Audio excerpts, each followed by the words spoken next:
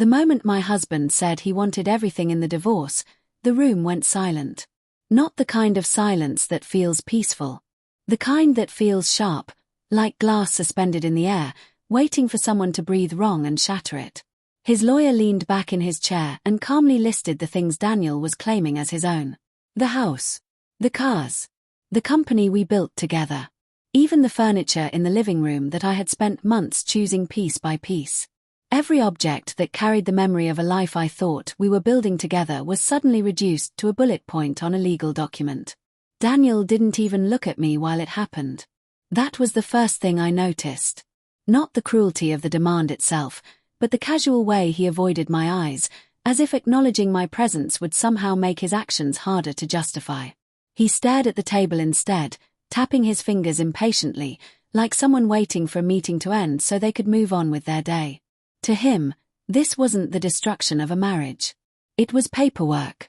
Across the table sat the two people I never imagined would be there. His mother.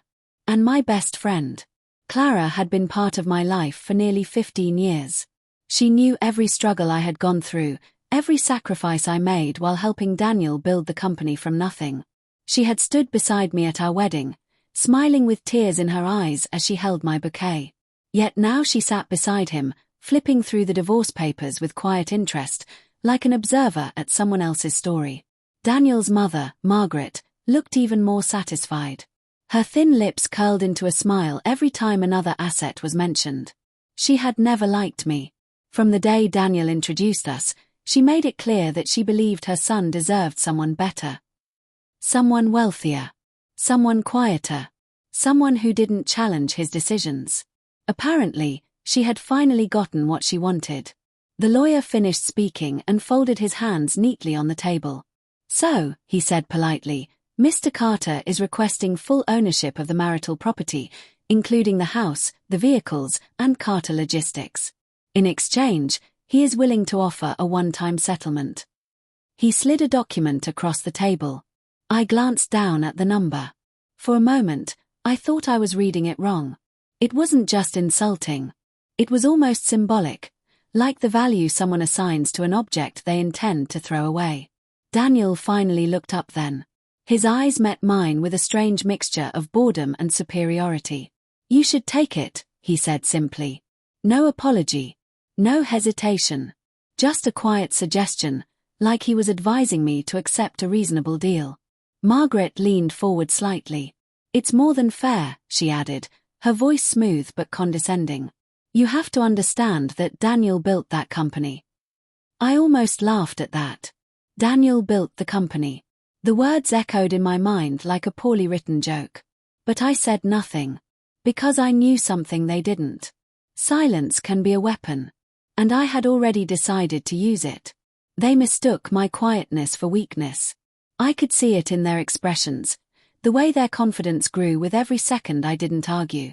Clara even tilted her head sympathetically, as if she felt sorry for me. "I know this must be difficult," she said softly. Difficult. That word barely scratched the surface of what I felt. Inside my chest, emotions collided violently. Shock, humiliation, anger so intense it felt like heat rising through my veins. But beneath all of it, something else was forming. Something colder. Clarity. Because in that moment, as Daniel calmly tried to erase me from the life we had built, I realized something important. He wasn't just taking the house. He wasn't just taking the company. He was taking every problem tied to them. Every hidden crack. Every mistake. Every secret. And the truth was, he had absolutely no idea what he was inheriting. But I wasn't going to tell him that. Not yet. The meeting ended quickly after that. My lawyer whispered that we could fight the demands, that the settlement was ridiculous, that no judge would view it as fair. I nodded politely. But in my mind, another plan had already started forming. Sometimes the best revenge isn't stopping someone from taking what they want. Sometimes it's letting them have it. Exactly the way they asked for it. When we walked out of the office, Daniel didn't even try to speak to me. He simply adjusted his jacket and headed toward the elevator with Clara and his mother beside him, already talking about dinner plans. They looked relieved. Victorious. Like a group of people who had just won something valuable. And in a way, they had. Because Daniel got everything he asked for in that divorce. The house. The cars. The company. Everything. But what he didn't understand, what none of them understood, was that some things look like assets until the truth finally surfaces. And by the time it did, it was far too late for him to give them back. The strange thing about losing everything in one afternoon is that the world outside doesn't seem to notice. When I walked out of that law office, the sun was still shining. Cars moved through the street like nothing had changed. People laughed as they passed the sidewalk cafe across the road. Life continued with an indifference that felt almost cruel. Inside my chest, something enormous had collapsed. Yet the city moved forward as if my entire life hadn't just been reduced to a few legal signatures. Daniel left the building ahead of me. I watched him through the glass doors as he stood near the curb with his mother and Clara. Margaret was talking animatedly, gesturing with her hands while Daniel nodded, looking relaxed, relieved even. Clara laughed at something Margaret said, the sound floating faintly through the glass. They looked like people celebrating. And maybe they were. After all, from their perspective, the problem had been solved. I was the problem. And now they believed they had removed me from the equation. My lawyer stepped beside me quietly. We don't have to accept this, he said carefully. There are several ways we can challenge his claims. I looked at him for a moment, then shook my head. Let's not rush, I replied. He frowned slightly, confused by my calmness. Most people in my position would have been furious. Some would have demanded a fight immediately. Others would have broken down crying in that hallway. But I had already moved past those reactions. Because while Daniel thought the meeting was the end of something, for me, it was the beginning. The night I left. That night I returned to the house for the last time, the same house Daniel had just claimed as his. It stood exactly the way it always had, tall windows glowing softly under the porch lights, the small garden I planted lining the walkway, the wind chimes near the front door gently swaying in the evening air. From the outside, it still looked like a home. Inside, it felt different. Empty. Not physically empty. The furniture was still there. The photographs still hung on the walls. The kitchen counters still held the coffee machine Daniel used every morning. But emotionally, something had already been erased. I walked through each room slowly. The living room. The office. The bedroom. Memories followed me like shadows. The night Daniel and I slept on the living room floor because our bed hadn't arrived yet. The weekends we spent arguing about paint colors. The late nights working on the business while eating takeout on the couch. Back then, we believed we were building a future together. Now he believed it all belonged to him. I packed quietly. Not much. Just clothes, a few personal items, and a small box of documents. Those documents were the only things that mattered. Bank statements. Company contracts.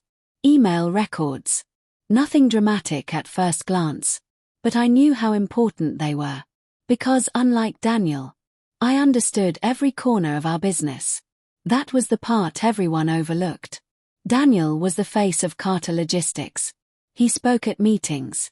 He handled investors. He made the big announcements. But behind the scenes, I built the structure. I knew every client agreement. Every loan. Every debt. Every legal vulnerability hidden between the lines of those contracts.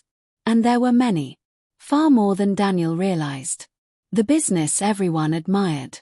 From the outside, Carter Logistics looked like a success story.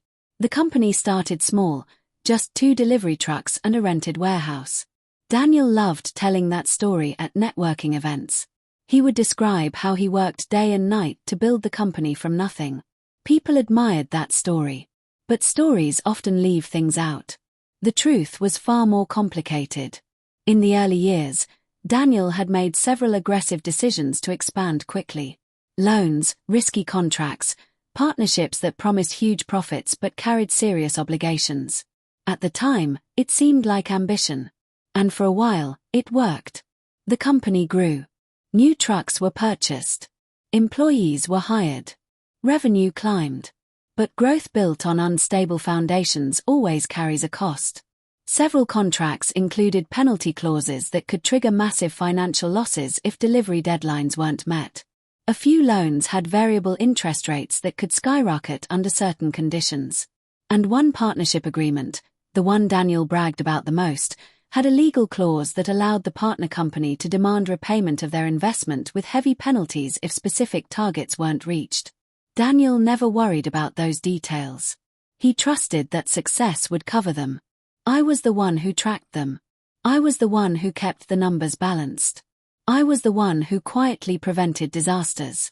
And now, according to the divorce agreement, Daniel owned the entire company.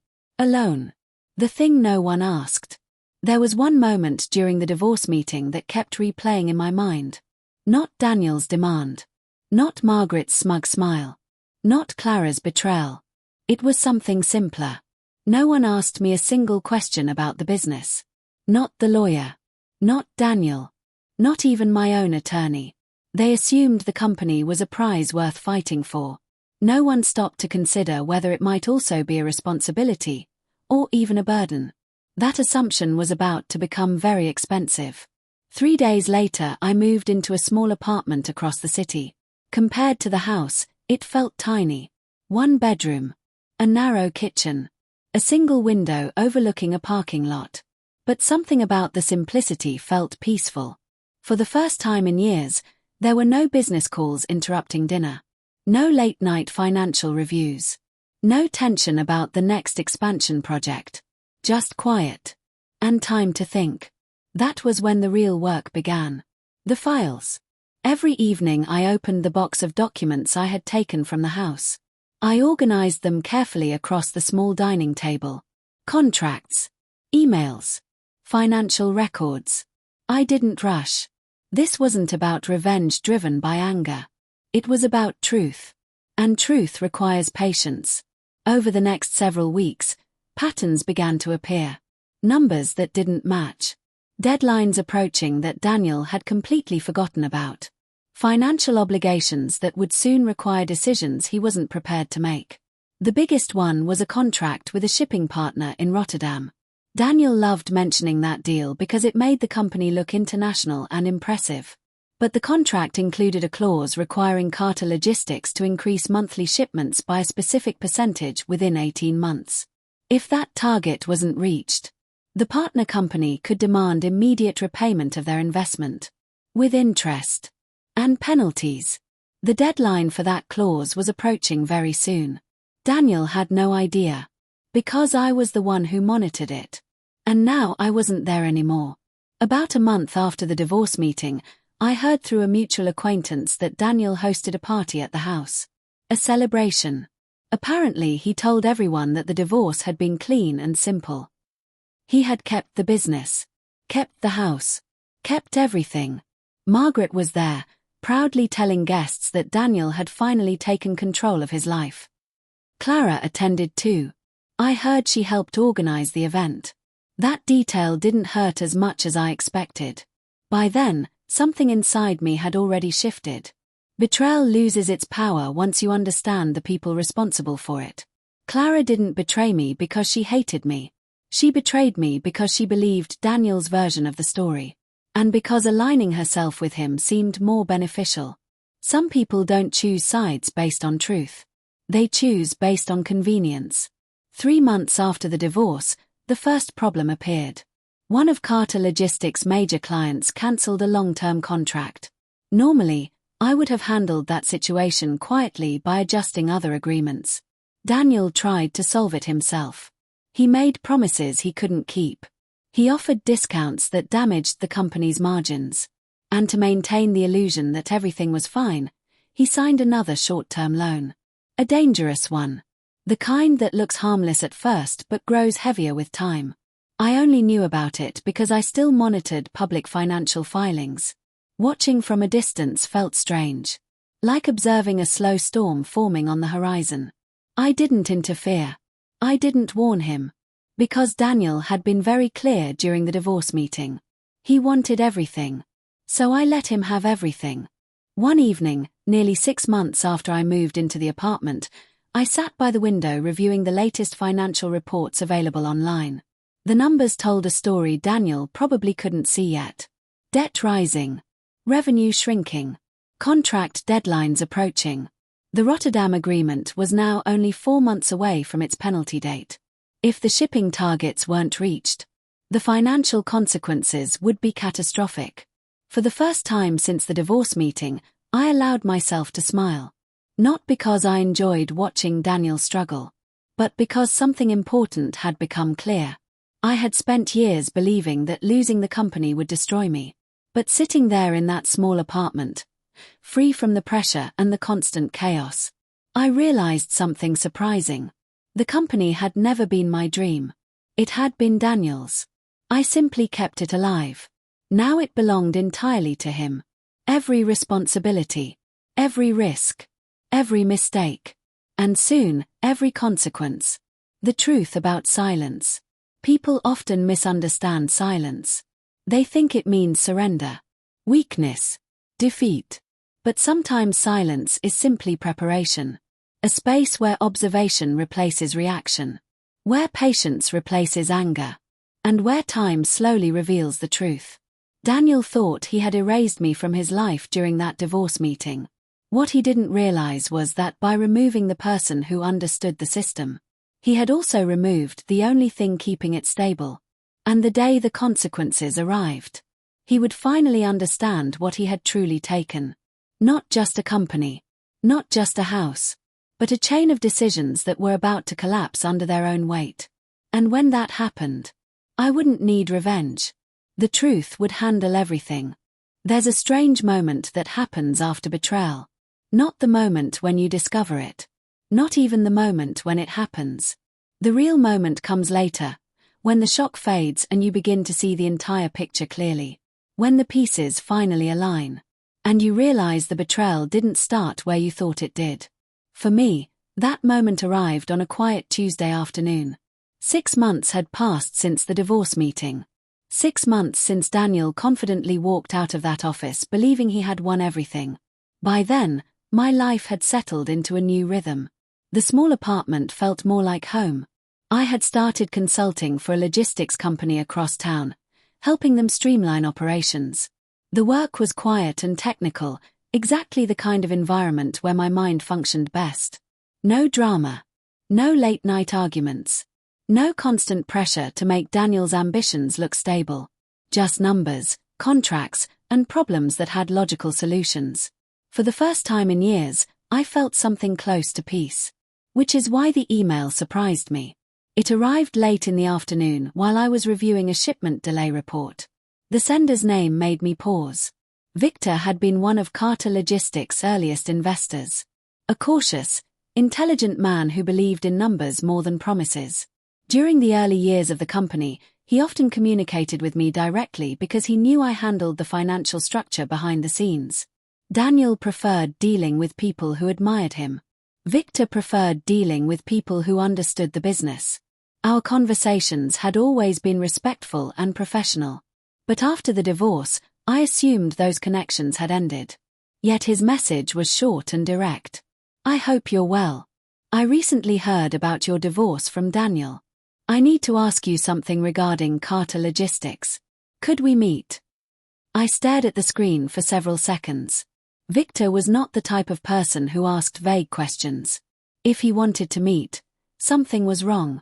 Very wrong. The coffee shop. We met the next morning at a quiet coffee shop near the harbor. Victor looked older than I remembered. Not dramatically older, but tired. The kind of tired that comes from dealing with problems that refuse to resolve themselves. He greeted me politely and ordered coffee before sitting down. For a moment, neither of us spoke. Then he leaned forward slightly. I'll be direct, he said. Did Daniel inform you about the Rotterdam partnership changes? My stomach tightened. No, I replied calmly. After the divorce, I stopped being involved in the company. Victor studied my expression carefully. I suspected that, he said. He reached into his briefcase and pulled out a folder. When he placed it on the table and opened it, the first document made my pulse slow. It was a contract amendment. One I had never seen before. And the signature at the bottom belonged to Daniel. The dangerous deal. Victor tapped the page lightly. 3 months ago, he said, Daniel renegotiated the Rotterdam agreement. I scanned the document quickly. At first glance, it looked like a simple adjustment. But the deeper I read, the more my chest tightened. Daniel had changed the shipping targets. Not slightly. Dramatically. The required monthly shipments were now nearly double what they had been before. In exchange, the partner company agreed to provide a temporary financial boost, an investment meant to help expand operations quickly. To Daniel, this probably looked like a brilliant opportunity. A chance to grow faster. To impress investors. To prove he didn't need me. But buried deeper in the amendment was the real problem. If the new shipment targets were not met, the repayment penalty would be nearly 4 times larger than the original clause. I looked up slowly. Does he understand what he signed? I asked. Victor gave a humorless smile. That's exactly why I contacted you. The numbers. Victor explained the situation carefully. After the divorce, Carter Logistics began losing clients. Some left because of service delays. Others because Daniel started making promises the company couldn't maintain. Revenue dropped. To cover the losses, Daniel sought new investment. That's when the Rotterdam partner offered the amendment. More money now. In exchange for much larger commitments later. Daniel accepted. Confident he could increase shipping volume quickly. But Victor had already reviewed the current numbers. And the reality was simple. The company wasn't growing. It was shrinking. At the current rate, reaching those new shipment targets was impossible. Not difficult. Impossible. Which meant the penalty clause would almost certainly activate. I closed the folder slowly. How long? I asked. Victor sighed. 3 months. The silence between us. For several seconds neither of us spoke. The coffee shop buzzed quietly around us, cups clinking, soft conversations drifting through the air. Normal life continuing. Victor finally leaned back in his chair. Daniel believes you walked away with nothing, he said carefully. I nodded. That was his decision. Victor looked at me thoughtfully. And yet, you were always the one who understood the structure behind the company. There was no accusation in his voice. Just observation. I did my job, I replied. He nodded slowly. Yes, you did. Then he asked the question I had been expecting. Did you know this would happen? I considered the question carefully. Because the answer was complicated. I knew the company had vulnerabilities, I said quietly. But Daniel chose to take control of them. Victor studied my face again. For the first time, there was a hint of admiration in his expression. You're not surprised? No, I replied. I'm not. The name I didn't expect. Before we left, Victor mentioned something else. Something that made the entire situation far more personal. Daniel isn't managing the company alone, he said. I frowned slightly. What do you mean? Victor opened the folder again and flipped to another document. At the top was a new partnership agreement. A silent investor had joined Carter Logistics 2 months earlier. My eyes moved down the page until they reached the signature. The name there made my chest tighten. Clara Whitmore. My former best friend. For a moment, I simply stared at the paper. Victor continued speaking, unaware of the storm inside my mind. She invested a significant amount, he said. Enough to gain partial influence in company decisions. The memory of the divorce meeting flashed through my mind. Clara sitting beside Daniel. Clara quietly supporting him. Clara helping him celebrate afterward. At the time, I thought she had simply chosen his side. Now I understood something far worse. She hadn't just supported him. She had joined him. The realization. When I left the coffee shop, the cold air outside felt sharper than usual.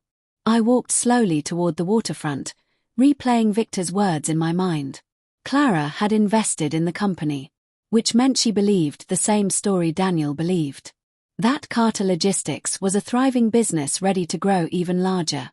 She trusted his confidence, his ambition, his promises. She thought she was investing in success. The truth was far different.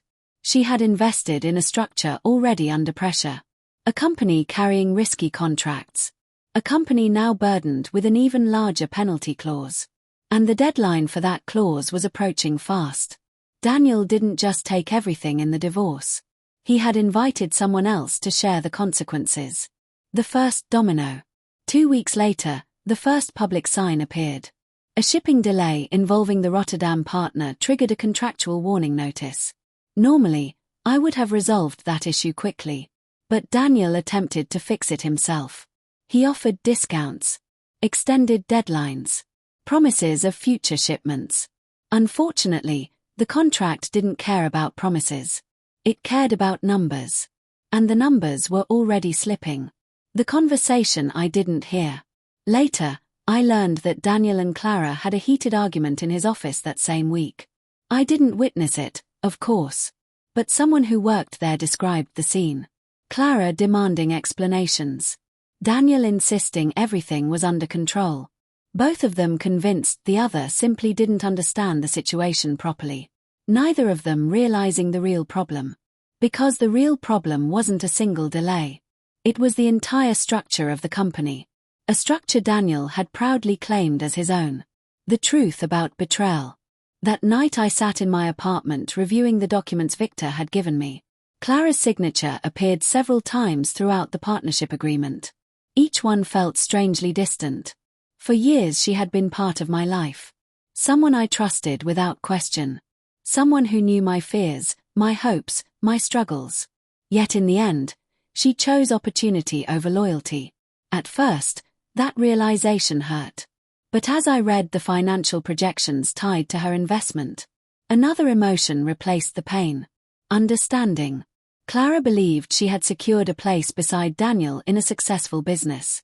Instead, she had stepped directly into the same storm he had created. And storms rarely care who deserves the consequences. The clock is ticking. The Rotterdam contract deadline was now less than 10 weeks away. The required shipment increase still hadn't happened. Debt continued rising. Clients continued leaving. From the outside, Carter Logistics still looked impressive. The trucks still moved. The warehouse still operated. Daniel still attended networking events, speaking confidently about future expansion. But beneath that surface, pressure was building. And pressure always finds a way out. Sooner or later. The thought that stayed with me. Before going to sleep that night, one thought kept returning to my mind. Daniel had taken everything in the divorce. The house.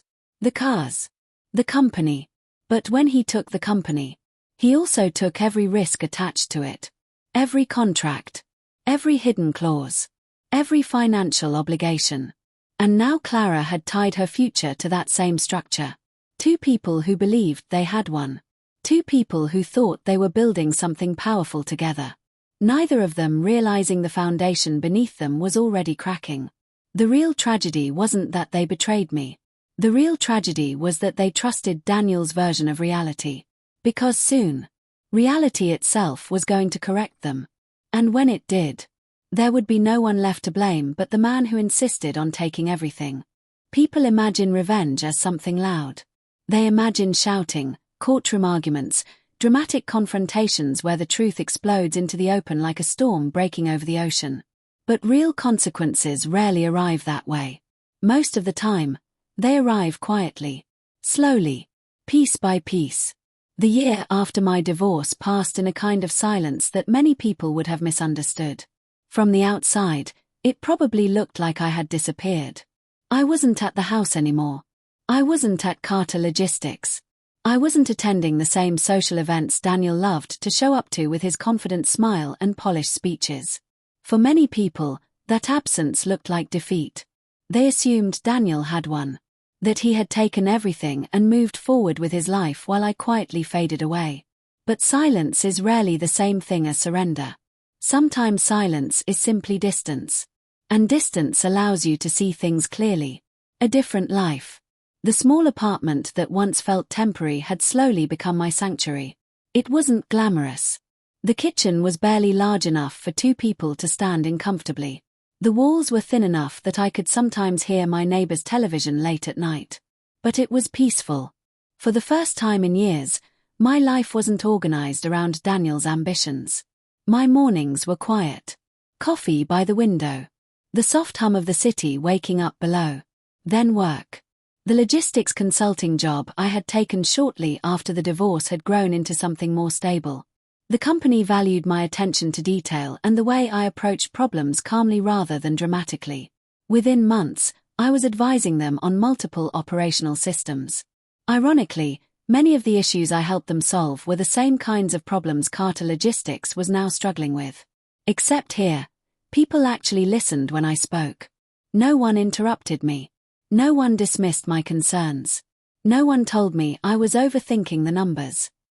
Respect felt strange at first. But slowly, it became normal. Watching from afar. Even though I had moved on professionally, a part of me still watched Carter Logistics from a distance. Not obsessively.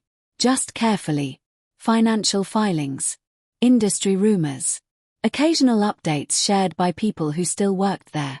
The picture that formed over time was exactly what I had expected. Daniel was trying to keep the company growing. But growth requires stability. And stability requires discipline. Two things Daniel had never valued as much as confidence. Within months, the cracks started appearing. First, it was a series of missed delivery deadlines. Nothing catastrophic. Just enough to irritate clients. Then came staff turnover. Several experienced managers left the company. People who had quietly helped maintain operations for years. Without them, small problems started multiplying. Mistakes in scheduling. Shipping errors. Late invoices. Individually, each issue seemed manageable. Together, they created pressure. And pressure was something Daniel didn't handle well. Clara's investment. Clara's involvement in the company also became more visible over time. At first, she appeared in business announcements as a strategic partner. Then her role expanded. Eventually, she was listed as part of the executive leadership team. People who didn't know the history probably assumed the partnership was natural. Two ambitious individuals building a company together. But those who had worked inside Carter Logistics before the divorce understood something else. Clara had no experience in logistics. No operational background. Her expertise was marketing and networking. Daniel likely believed she would help him attract investors and clients. In theory, that wasn't a bad strategy. But marketing can't fix structural problems. It can only delay the moment when those problems become impossible to ignore. Margaret's influence. Daniel's mother also became more involved than anyone expected. Margaret had always enjoyed being close to power. During my marriage to Daniel, she constantly tried to influence his decisions. Sometimes subtly, sometimes aggressively. But when I was still part of the company, I often acted as a barrier between them. I filtered her suggestions. I redirected her interference. Now that barrier was gone. Which meant Margaret had a direct line into the company's leadership. And she used it. Former employees later described her frequent visits to the office. Walking through departments. Offering opinions about management decisions. Criticizing staff. Suggesting changes she barely understood. For Daniel, this created another layer of pressure. Running a struggling company is difficult enough. Running one while trying to satisfy a controlling parent is even harder. But Daniel rarely refused his mother. Especially when she told him exactly what he wanted to hear. The Rotterdam deadline. While these internal tensions grew, another clock continued ticking quietly in the background. The Rotterdam contract. The amended agreement Daniel signed months earlier still required a massive increase in shipment volume. A target the company was nowhere close to achieving. Every month that passed made the situation worse. Because the penalty clause wasn't flexible. It didn't care about effort. It didn't care about explanations. It only cared about results. And the results weren't there. The rumor. About 10 months after the divorce, a rumor reached me through someone who still worked in the industry. Carter Logistics had started negotiating emergency financing. Short-term loans. The kind businesses pursue when cash flow becomes unstable. At first, I wasn't surprised. Daniel had relied on loans before. But this time was different. The amounts being discussed were far larger than anything the company had handled previously. Which meant one thing. The financial pressure was escalating faster than expected. Clara's doubt. Around the same time, I heard something else. Clara had started questioning Daniel's decisions. The partnership that once looked exciting was becoming stressful. Meetings were growing tense. Arguments were happening behind closed doors. Investors were asking difficult questions. Clara, who once believed Daniel's confidence completely, was beginning to realize something uncomfortable. Confidence and competence are not the same thing. And when a business faces serious pressure, only one of those qualities matters. The letter. The real turning point arrived almost exactly 1 year after the divorce. It came in the form of a legal notice. Not to me. To Carter Logistics. The Rotterdam partner company had officially issued a performance warning. According to the terms of the contract amendment Daniel signed, the company had failed to meet the required shipment targets for several consecutive months. If the targets were not achieved within the next 30 days, the penalty clause would activate. The amount owed would be enormous. Large enough to cripple the company immediately. When I heard about the notice, I didn't feel satisfaction. Just a quiet sense of inevitability. Because this wasn't an unexpected disaster. It was the natural outcome of decisions Daniel had made confidently, without understanding the full structure behind them. The phone call. 2 weeks after the warning notice, my phone rang late one evening. The number was unfamiliar. When I answered, the voice on the other end made my chest tighten. "Hello, is this Emma?" "Clara." Her voice sounded different. Not confident. Not polished. Just tired. For several seconds neither of us spoke. Then she finally continued. "I need to talk to you." Her words carried something I hadn't heard from her in a very long time. Uncertainty. The weight of silence. In that moment, I realized something important. The silence I had lived in for the past year was about to end. Not because I planned it. Not because I forced it. But because reality had finally reached the point where it couldn't be ignored anymore. Daniel had taken everything in the divorce. Every asset. Every responsibility. Every hidden risk. And now the consequences of that decision were beginning to surface. Clara could see it. Investors could see it. Soon, the courts would see it too. But Daniel still believed he was in control. Still believed the company would recover. Still believed he could fix everything with confidence and determination. The problem with that belief was that numbers don't respond to confidence. Contracts don't respond to determination. And deadlines don't care about ambition. They only respond to reality. And reality was getting closer with every passing day. The storm approaches. When I hung up the phone that night, I stood by the window of my apartment for a long time. The city lights flickered quietly below.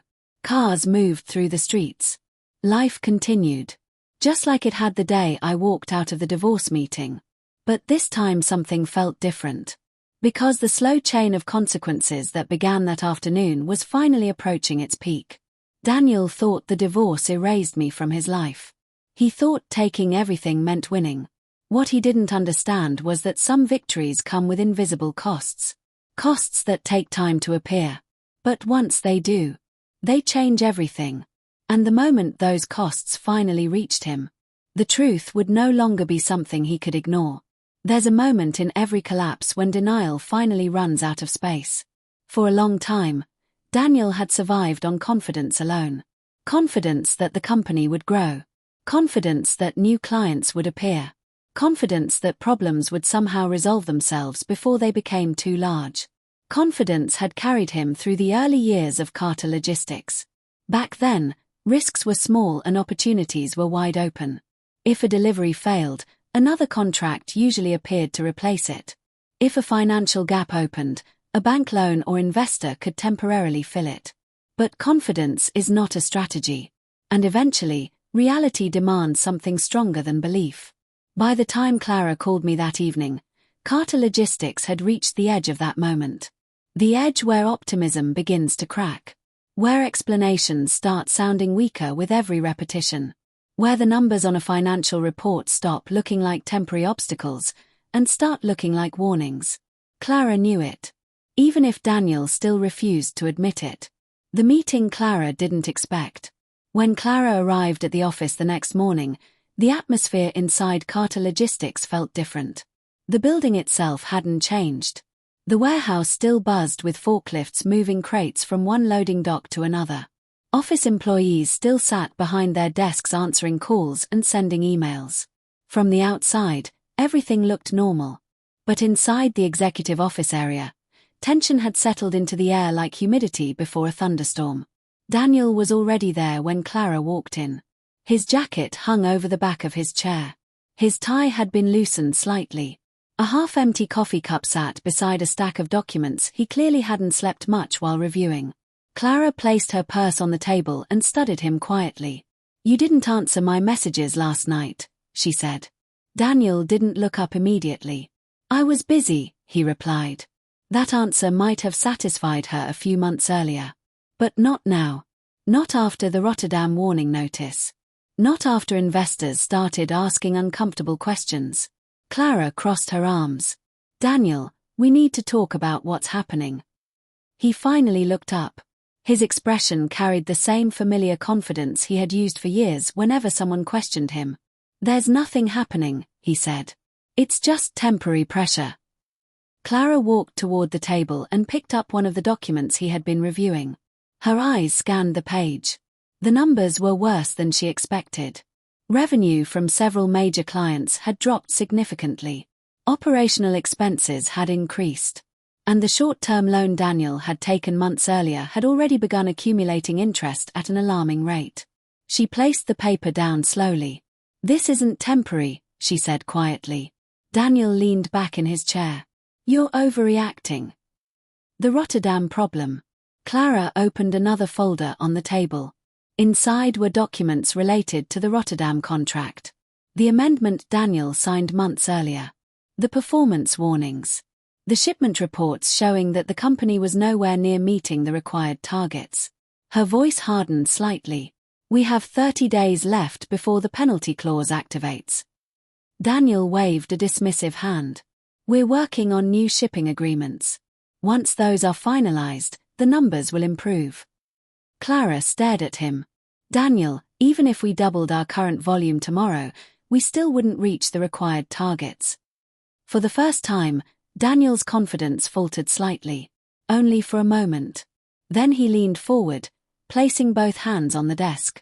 "Listen to me," he said firmly. "This company has survived worse." Clara's frustration finally surfaced. "Has it?" Her voice echoed slightly in the quiet office. "Because from what I'm seeing, the company survived before because someone else was managing the details." The words hung in the air between them. Daniel knew exactly who she meant. But he refused to acknowledge it. "She's not part of this anymore," he said sharply. Clara didn't respond immediately. Instead, she picked up another document from the pile. One she hadn't noticed before. The loan. The paper described a financial agreement Daniel had signed 2 months earlier. A bridge loan. Short term. High interest. Large enough to temporarily stabilize cash flow. But attached to that loan was something far more dangerous. Collateral. Clara's eyes moved slowly across the page. Her voice dropped to a whisper. "You used the house as collateral." Daniel didn't answer. Which was answer enough. Clara felt her chest tighten. The house Daniel had fought so hard to keep during the divorce, the house he celebrated reclaiming, was now tied directly to a risky financial loan. If Carter Logistics defaulted on the repayment terms, the lender could seize the property. Clara looked up slowly. "Why didn't you tell me about this?" Daniel's jaw tightened. "Because it wasn't necessary." Clara's disbelief turned into anger. "I'm a partner in this company." "You're an investor," Daniel corrected coldly. The distinction hit her harder than she expected. Because suddenly she understood something. Daniel hadn't seen her as an equal partner. Not really. He saw her as financial support. Another resource to keep the company afloat. Margaret's advice. Later that afternoon, Daniel visited his mother. Margaret lived in a large townhouse across the city, a place she had proudly maintained for decades. The moment Daniel walked through the door, she could sense his frustration. "What happened now?" she asked. Daniel poured himself a drink before answering. "Clara is panicking." Margaret rolled her eyes. "Clara is panicking." Margaret rolled her eyes. She always was too emotional. Daniel sank into a chair. "The investors are getting nervous too." Margaret waved a dismissive hand. "Investors always get nervous. That's why they need strong leadership." Her eyes narrowed slightly. "You've handled bigger problems before." Daniel nodded slowly. He wanted to believe that. He needed to believe it. Margaret leaned forward. "Don't let anyone convince you the company is failing," she said firmly. "That girl already tried to undermine you once." Daniel didn't ask which girl she meant. "Margaret had never hidden her dislike for me. She made you doubt yourself for years," Margaret continued. "Now she's gone. This company is finally yours." Daniel took a long drink from his glass. For a moment, the words comforted him. But comfort doesn't change reality.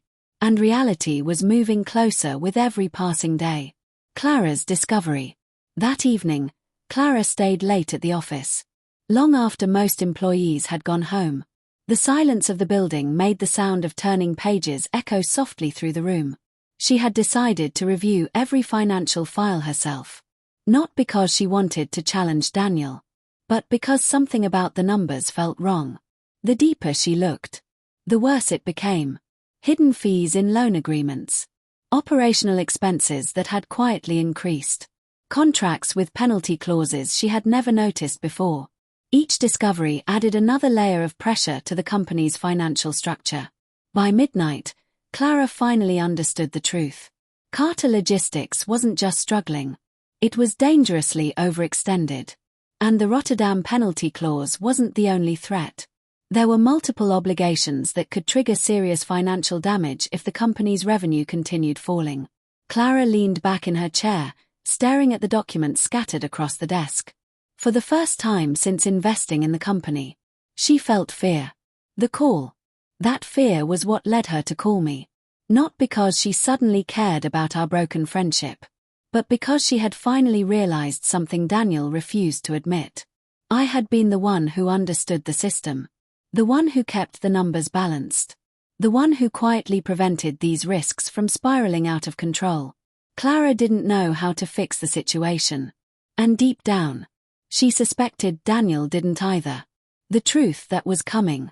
By the time Clara finished reviewing the files that night, the Rotterdam deadline was only 21 days away.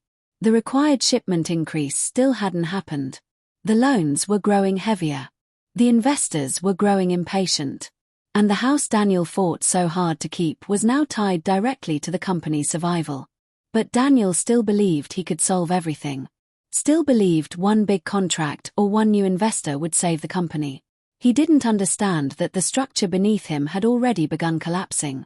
Because the truth about Carter Logistics had always been simple. It wasn't held together by ambition. It wasn't held together by confidence. It was held together by careful balance. And when Daniel forced that balance out of the company during the divorce, he unknowingly removed the one thing preventing the entire structure from falling apart. Soon, the consequences of that decision would become impossible to ignore. And when they did, Daniel would finally understand what he had truly taken when he demanded everything. Not just a company, not just a house, but the full weight of every decision he had made without understanding the cost. There's a moment in life when silence finally ends. For me, that moment arrived not with a bang, but with a courtroom door opening. Daniel had always believed he could outrun consequences. He had thought that by taking everything in the divorce, the house, the cars, the company, he had won. That the world had nothing left to teach him, that no one could touch the empire he now claimed as his own. Confidence had been his shield for years. Pride had been his armor. And arrogance had been his sword. But in the courtroom, all of that was irrelevant. The arrival. The morning air was thick with tension as I stepped into the courthouse.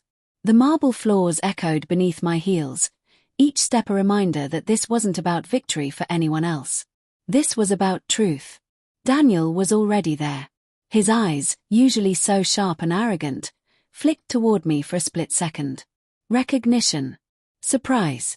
Perhaps even a flicker of concern. But he quickly masked it with a casual smile. He still believed he was untouchable. Clara was there too, sitting quietly beside him. The confidence she once carried had been replaced by nervous energy, her hands twisting the edge of her notebook. She had realized the company's situation was far worse than she had imagined. Margaret, of course, had arrived early, already whispering to the lawyers, gesturing as if to reassure herself that the courtroom would side with her son. They all believed this was a formal procedure, a small obstacle before Daniel's continued triumph. They were wrong. The judge entered and called the court to order. Her presence was calm but authoritative, the kind of presence that immediately stripped away pretension and demanded truth.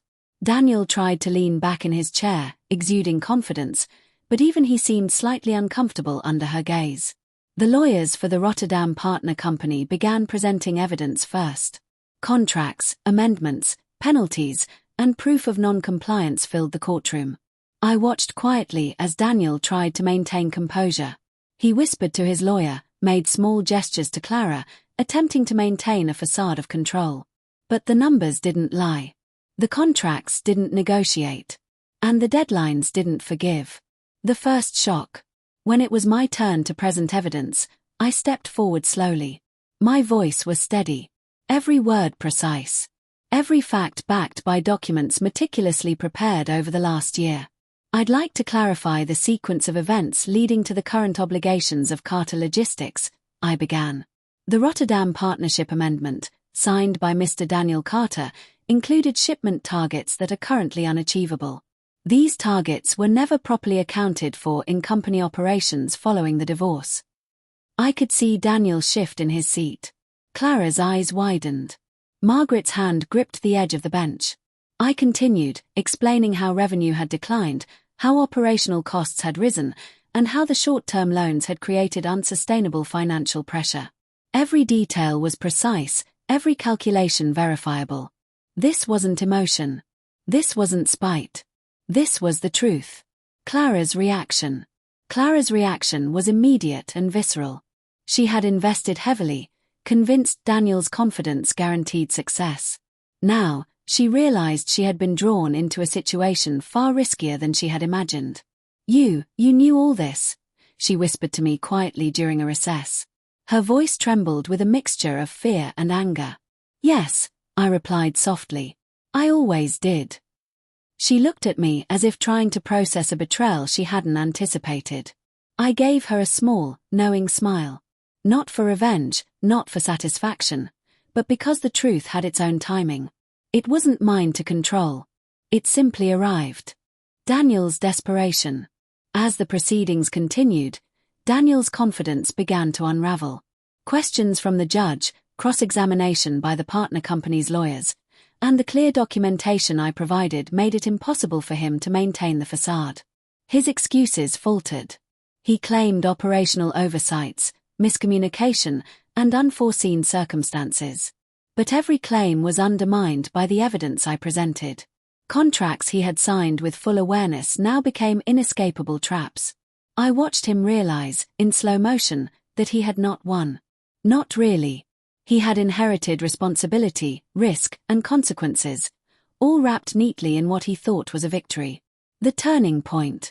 The courtroom fell silent when I presented the final piece of evidence, the internal financial audits from the months following the divorce.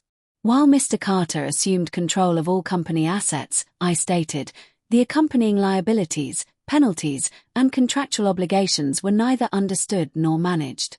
Consequently, the company is now at significant risk of insolvency if immediate remedial actions are not taken. The judge leaned forward, her eyes narrowing. She flipped through the documents carefully. The evidence was irrefutable. Daniel's lawyer sputtered, attempting to mitigate the fallout. But the facts spoke louder than any argument. Clara buried her face in her hands, unable to process the looming reality. Margaret's composure finally cracked just enough to reveal a flash of fear. This was the moment. The point where all pretension fell away and the full truth stood naked in the room. The collapse. The judge called for a brief recess. Outside the courtroom, the whispers started immediately. Journalists who had been waiting to cover the financial dispute exchanged glances. Investors began calling the office for clarification. Daniel's empire, built on confidence and perception, was crumbling before his eyes. He had thought taking everything in the divorce meant winning. He was wrong. He hadn't considered that every decision he made without understanding the structural risks would eventually come to light. He hadn't considered that the consequences of the Rotterdam contract, combined with the short-term loans and declining revenue, would converge in a legal setting where no charm or charisma could save him. He hadn't considered that I would survive. And the realization of all that struck him in a way no courtroom lecture or legal argument could soften. The silent satisfaction. I didn't celebrate. Not aloud. Not with laughter. Not with any outward show. This was not revenge in the traditional sense. It was truth delivered.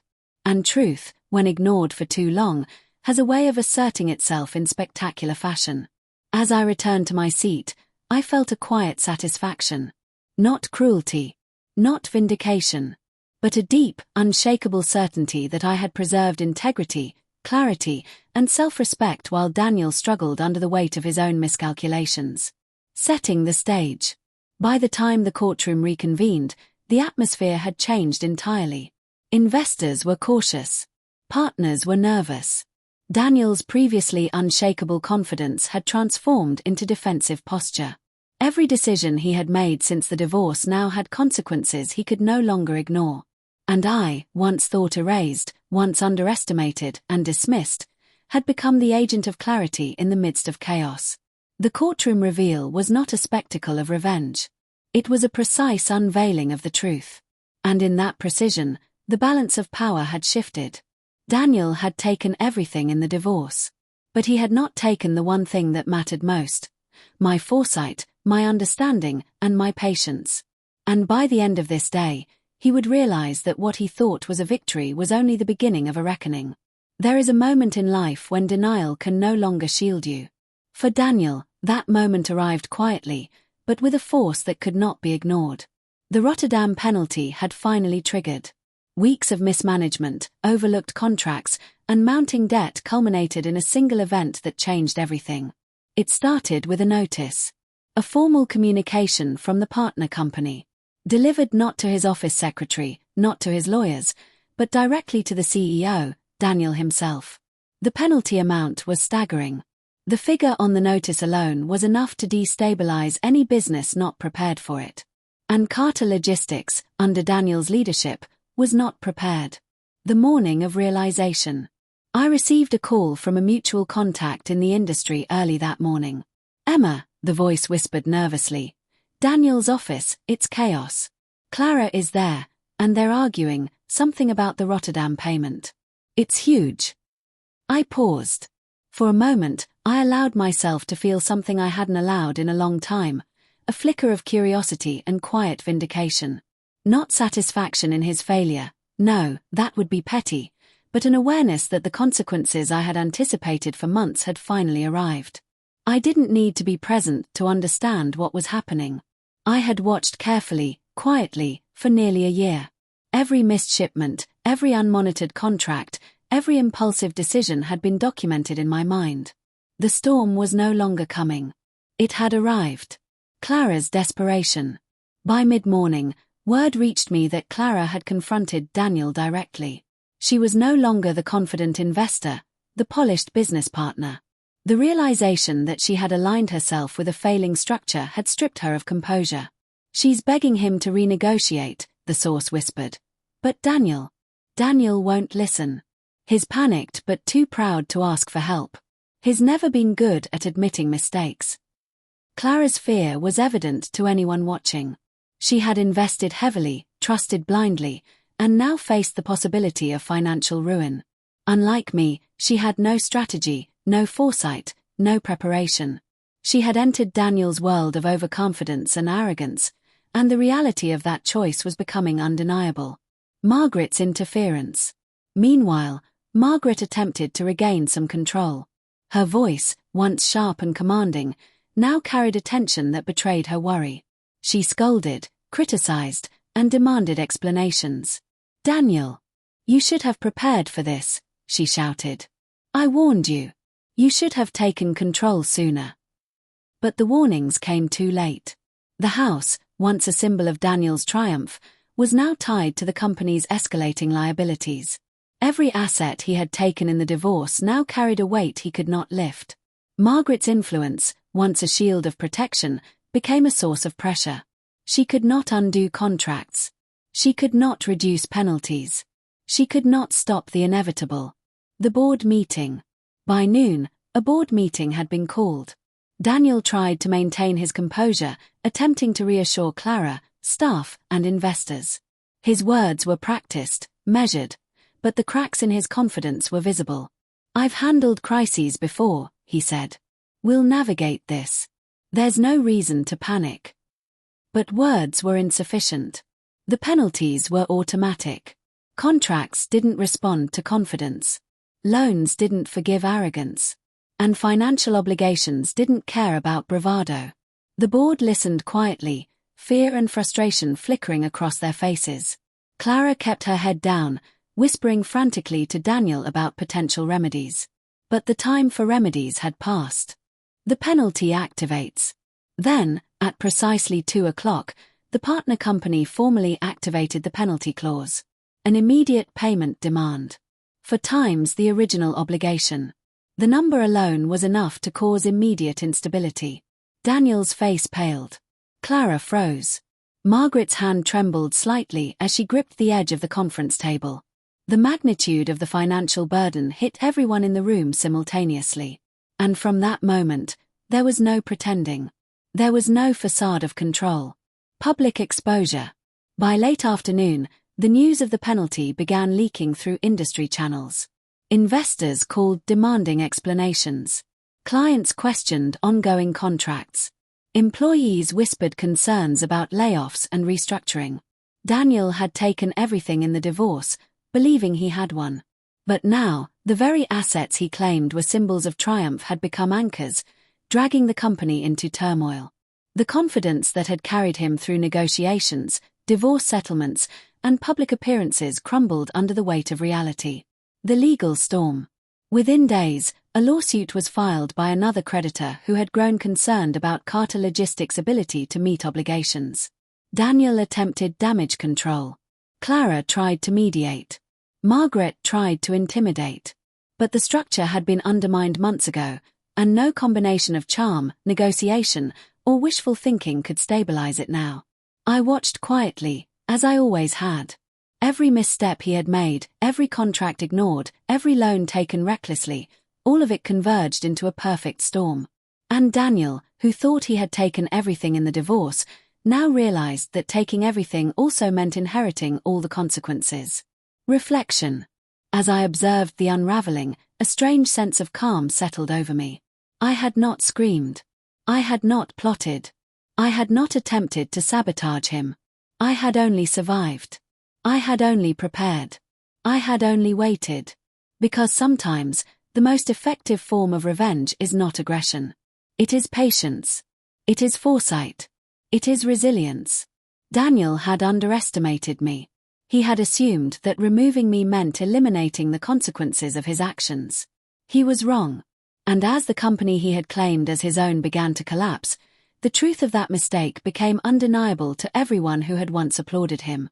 For the first time since the divorce, the arrogance, the confidence, and the illusions of control were gone. What remained was reality. And reality, as always, does not negotiate.